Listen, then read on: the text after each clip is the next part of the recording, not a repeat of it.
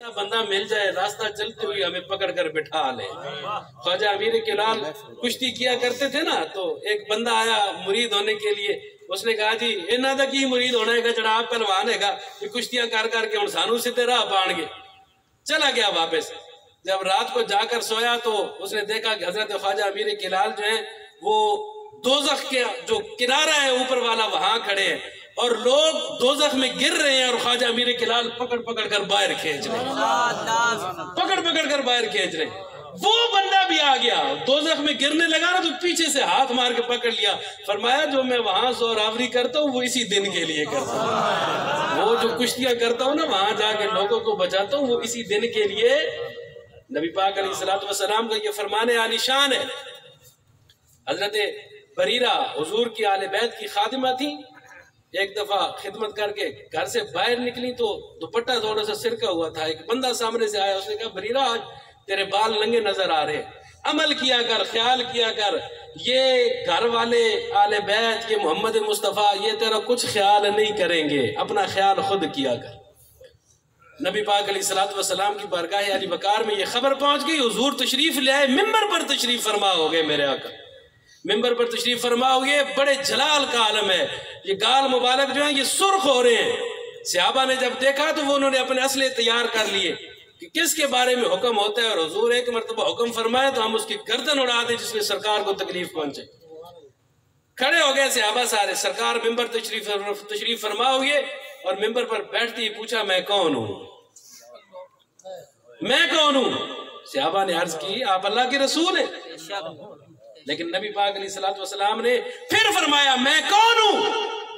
صحابہ نے عرض کی یا رسول اللہ سمجھ گئے، کچھ لوگ ایسے تھے جو سمجھ جاتے تھے کہ مزاج رسول کیا ہے اس وقت۔ انہوں نے کہا جی آپ محمد بن عبداللہ بن عبد المطلب بن ہاشم بن عبد مناف،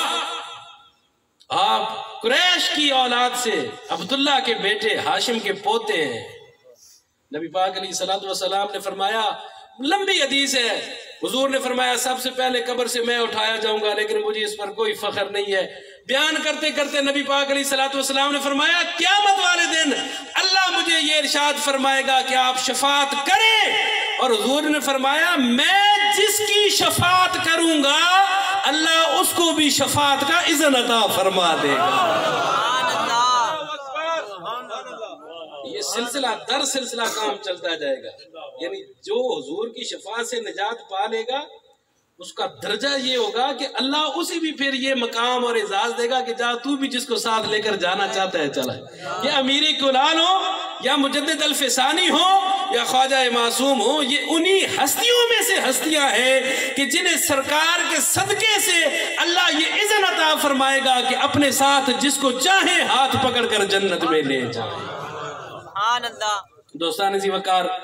آپ تمام حضرات اس مقدس محفل میں شریک ہیں، اللہ تعالیٰ آپ سب کی اس حاضری کو قبول فرمائے۔ بھائی احمد رضا صاحب اور دیگر ہمارے پیر بھائی جنہوں نے اس ختم مبارک کا اہتمام کیا ہے، اللہ پاک ان کو بہت سارا اجر عطا فرمائے، اور جتنے علماء جتنے حضرات یہاں تشریف فرما ہوئے، قبلہ